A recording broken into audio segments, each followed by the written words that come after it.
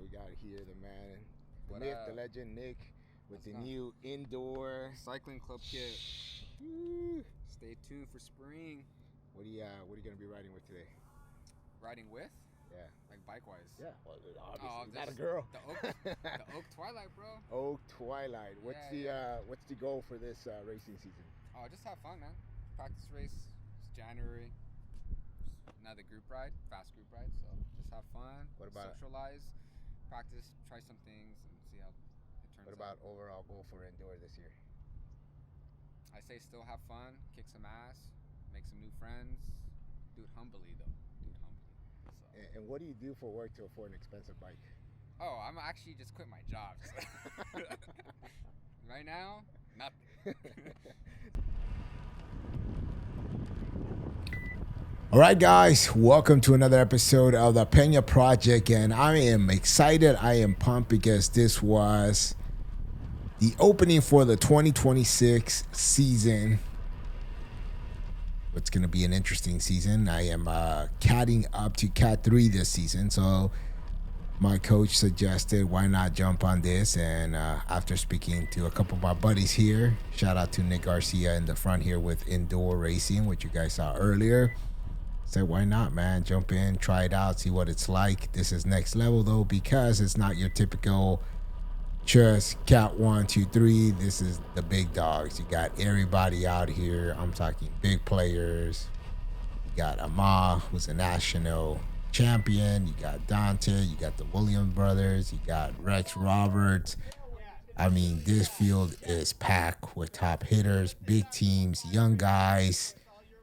Guys from EF. I mean, this is going to be an interesting one. Now, going in, the goal, honestly, have fun, survive, and try to learn as much as I can. I've been doing the Cat 1 through 4 at ELDO, and that's a whole different beast itself. But then coming here now and seeing how these guys maneuver, play, it's a whole different thing. And it was good to experience it. So I'm here for it because there's a lot of things that I go back now and realize I screwed up, should have done different, could have been better. But that's the whole point of this, right? You learn from your mistakes, and well, you just try to get better. So here we are getting ready in the light up. They're giving us the instructions. This is a practice crit race, 100 laps. Yes, you heard that right. 100 laps, 100, 2 hours of full gas. I've never heard of a 2 hour crit race. That's just insane. And so this was going to be very interesting. And we see Dante Young. They're saying, hey, man, what if I do 120? And I don't know about that. But we're going to take off here, guys. And I'm pumped for this. So off the bat, big screw up here. It took me a while to clip in. Not sure what happened. Complete amateur hour. But the first 10 laps here are going to be very neutral. And we're just going to basically coast, chill, relax, neutral, get an idea of the course, get an idea of the feel. We see people, talking. Some of them haven't seen each other for a while. Some of them have been traveling. I know Nick and Amat just came back from Colombia doing their training over there for, I think it was like 2 months or 3 months, something like that. So, everybody's getting acquainted. What's up? How's it going? What's good? All the teams are already sort of speaking. And, it's me solo warrior here. No team, no nothing. I know some people, unfortunately, all the guys that I do know are higher category than me. So, following wheels in this race is going to be very difficult because one thing that I have learned in this whole process is that you get to know the people you ride with. So you throw me an ELDO, I 100% know whose wheel to follow, who to stay away from, who's going to do what. And obviously here, I only know a handful of people. Unfortunately, the people that I do know are they're pros or, like I said, categories higher than me. Like we got Mr. Ronnie right there with the sunflower kit. And he's already full aero, ready to just jump off the gun, I guess. Now, going into this conversation I had with my coach was, position. That was going to be one of them. It's going to be fast, so try not to be too far back in position. The strategy was to stay around 10 to 12th wheel, mid-pack. Draft as much as possible, conserve energy, and just survive. No pulling, no attacking, no bridging, straight survival. Nutrition was on point. I brought 2 Martin 160 gels with me. I had carbs in my front bottle and electrolytes on my back bottle. Before the race, I had 1 Martin 160. So I was good. Before that, I had a really good breakfast as well. Oatmeal, banana, rice cakes 30 minutes before the race. Hydrated the night before. Intake water prior, carb loaded the night before. I was ready. Felt good. Everything was going good. And just waiting to see how this was going to go. So strategy again, just draft as much as possible and go from there. So one thing that off the bat, I'm going to tell you right now that I was doing that I caught early on, and this is just straight race IQ, is that I'm in a really bad position here, guys. I'm way too far in the pack. This is a big field. And after like 50 miles, this field got very small.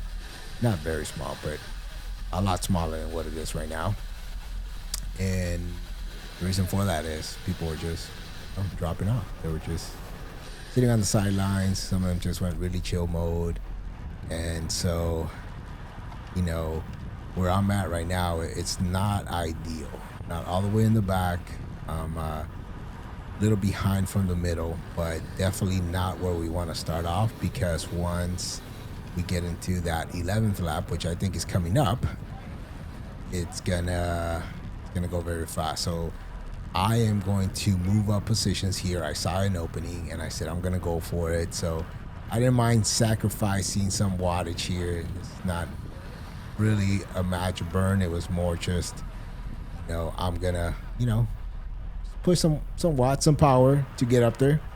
You see an opening right there, right in front of Ronnie, which I'm gonna slide right in.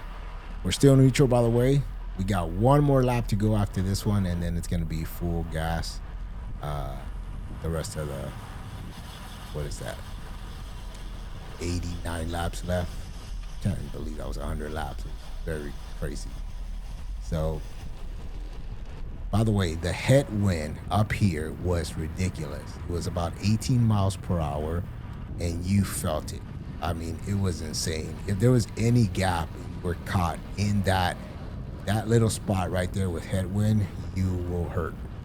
And there was a few times where the person in front of me, whose wheel I was on, just got hit with that wind. They couldn't close that gap, and I mean, I had to make a decision to try to bridge, which was insane, or just let it go and just catch the train on the next round. Which, again, guys, this was a practice crit, so you got dropped for some reason, just reset it and jump back on the back one. I ended up doing that twice. One was a mechanical, the second one was a situation where the individual just could not hold on, and I just waited too long to engage, and that cost me. So therefore, there was no way I was going to bridge that gap. It was just too big of a gap, and I just decided to reset. So, but the point is that we kept going, didn't stop. I did the whole 100 laps. It was brutal for sure, but it is what it is. It's part of the training. So I'm well adjusted. I feel good here. Little hiccup though. This is way too front for me. You might think JP is only, 5 people. You're sitting 5-6 wheel right now. Yeah, but look who's in front of me. We got Rex. We got Dante. We got this guy in front of me who's going to end up moving because he realizes that. You see that? He goes to the left. He's like, nope, I am not going to stay here because I know where this is going to go. And the gentleman to the right also ends up pulling out. And now I'm literally behind Rex Robert, who this guy's a champion, Cat 1 or Pro, can't remember. But, I mean, guys, this is just insane. I mean, this is when I realized I screwed up. And there's nothing I could really do at this point, because to try to jump back on this long ass train is going to be very difficult. So, and I'm probably end up all the way in the back. Everybody's already tight. They already know that now we're about to step it up. So, they're not going to do anything. So at this point, I'm sucking it up. It is what it is. And the goal now just kind of shifted to, I just got to survive, and hopefully they don't flick me over with their elbow to pull, because then that's really going to be bad. So we're going to have to just see what happens. So we're coming into this turn right now with the headwind, and we're going to see Rex sort of take the lead on it. And this corner here, by the way, was not bad when I went on the outside. There's a few times I went on the inside on that corner. I did not like it. I was not a fan. It just did not feel right. Too many close calls on it. But then again, these guys are Cat 1s, and 2s. For them, this is normal. For me, just coming from Cat 4 to 3, still not that comfortable on those tight spots. I still rather the outside. And so, not sure about that. So yeah, Rex is gonna, oh, there goes Ronnie. Ronnie's gonna, we're already on the 11th lap now, guys. So now it's all hands on everything. It's funny, for a second I actually thought about chasing that again, control and discipline. Good thing I didn't, because that would have been possibly all my matches. And Ronnie did a good job at splitting the field, because eventually he did. A couple laps into it, I ended up holding on just 35 laps right here, guys. This was just insane. This was the fast group already, and they had already split a big portion of the back part already. So there was people behind me, a ton of people, but towards the tail end, there was a split already. And as you guys see, we're already, and this is upwind, guys. Headwind coming like crazy. Rex looks back, and I'm just like, bro, nope, I am not. He's probably looking at me like, all right, bro, you gonna go? Or yep, there you go. I got no choice. This was brutal. It didn't feel as bad when I'm doing it, but here we go. We have this other guy here who goes after Ronnie. Ronnie's already on the turn. You see him there. This turn's coming up. This turn was not bad. However, if you were on the draft and hit that turn on the inside, it was pretty crazy. Here we go. See, like this. Look at that. There was a few times where those bushes actually hit me. That's how close we were banking into that. Now, I need to let off, so I think that was my wheel to get in right there behind, simple green. I waited too long, so that gap closed, and I actually got stuck on the inside here for quite some time, which I was not a fan. So there was always somebody on my left, so I couldn't fully engage all the way to the left to get back to the outside, which is something I need to work on. My coach was saying that you just have to find those small little gaps, especially on the corners. This would have been a perfect example if I would have followed that Evo guy. There's just enough gap where I would have got in, just as you saw there, and stayed behind him. But I came in too inside on this one, and as you can see, the field opened up more and then cut back in, and I'm still in not the ideal position that I want to be at. So for you guys, pro racers, pro crit, racers, I mean, how would you adjust at this point? This seemed to be the norm or the most common problem I had this whole race. If I got caught on the inside, it's just getting back in through there. It was very difficult. So, and there was always a surge on this part here. There was tailwind, so I mean, these guys would just completely go. We see the Williams brothers, and we're gonna see, there you go, he takes off all the way to the front. His brother's gonna open up through the inside. I'm still trying to get to the outside, and I can't. I'm pretty much stuck here. There goes my boy Anthony chasing that. This gentleman on the blue did really good, man. This guy bridged some crazy gaps, man. Very strong individual. You ever watched this, sir? You did an amazing job. And on all these, look at that, guys. I'm not braking, so my cornering has gotten tremendously better, but I am losing wheels, and that hurt me so much. So I ended up catching back up there, but then after a few laps, I think I went all the way to like 35 laps, I was in nomad land. As you see here, you saw the tail end of that group, of the fast group right there turn. I'm in between the fast group and the other group behind me, and I'm here by myself trying to catch it, and I'm doing everything I can to get back on it. I lost it actually on a corner. There was just no way I was gonna hold on to it. It was after like 35 laps, and that wheel was just, I mean, I did everything right. I didn't brake. I cornered perfectly. I don't know if I just didn't accelerate properly. Maybe I don't know what I read wrong, but that wheel was just so far off going up to that headwind that there was no way I was going to catch it back up. So you can see it all the way in the end right there. They're turning, and I'm just fighting for dear life, wasting matches, which I just, yes, I could have just reset, which would have been the smartest thing, and just jump back on and saved a lot of energy. But instead, I was really trying to force myself in race mindset to think of it as, if this was an actual scenario and I need to catch back on, how would that look like? And look, I actually got very close, guys. Here you go. That's the fast group in the front there. I'm almost there. This was after like, I think 2 laps or 3 laps. I was getting very close, but I just did not have enough, and I eventually said, you know what, I'm going to burn out here. I might as well just wait for the second group behind me, and that's exactly what I ended up doing. So, yeah, it is what it is at that point, guys. Now we are in the second group. This is the one behind the fast group, and this I was fine.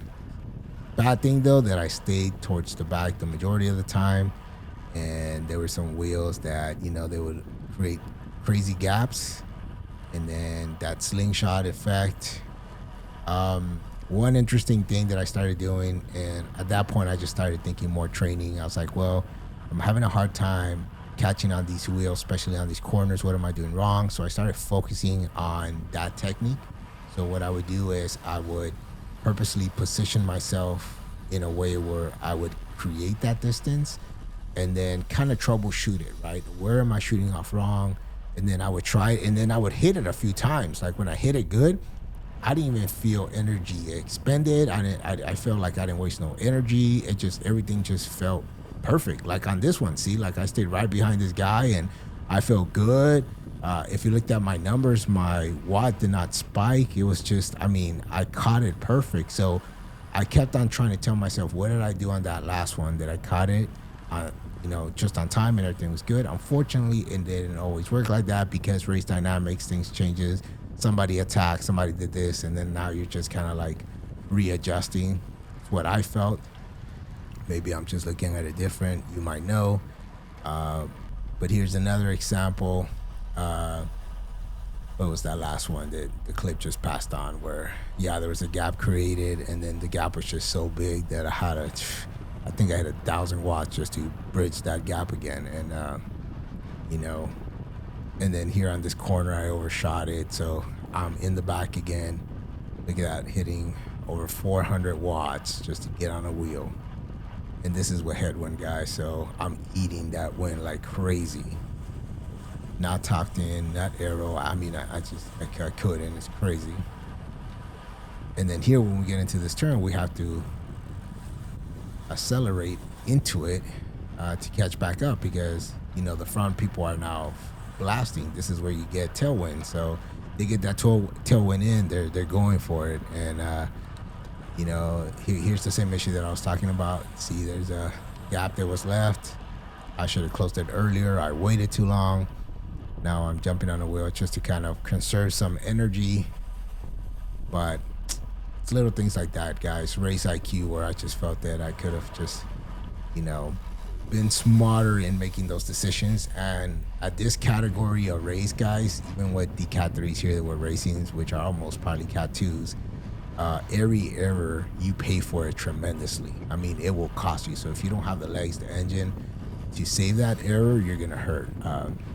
I felt good as far as engine and legs. It was just positioning and timing that really cost me. So at that point, it just made no sense for me to continue to go crazy if I knew I was just not going to go anywhere at that point. So in a real race, that probably would have killed me.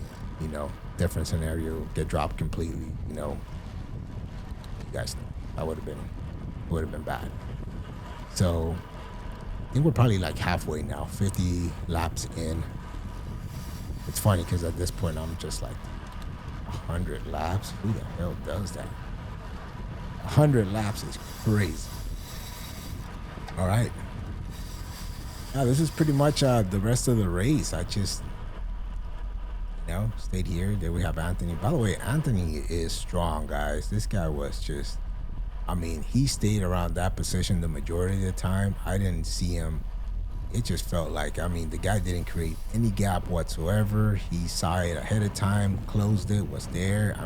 Very strong rider for sure. And he hold that position there. And look at him tucking. That was just perfect. That arrow, just well established position, strong, core tight in, top of the body not moving at all, legs doing all the work, and he's just tucked in perfect, engaging and catching back up.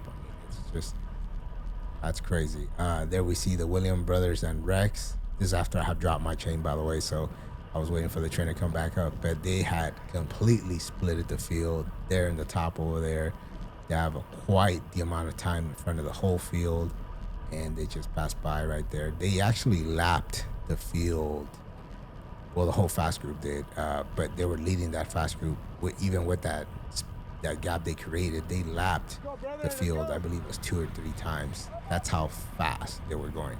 There goes Ronnie trying to catch. He's going on the The counter attack right now is just him by himself, which is a very, very hard move to do, especially on this part here with that headwind going on. But he's pushing on it. And we're going to see the rest of the field right now on the right coming in. By now, guys, the field, and I mean the whole field, had just completely shrank to just that group right there that you're going to see right now pass on the right.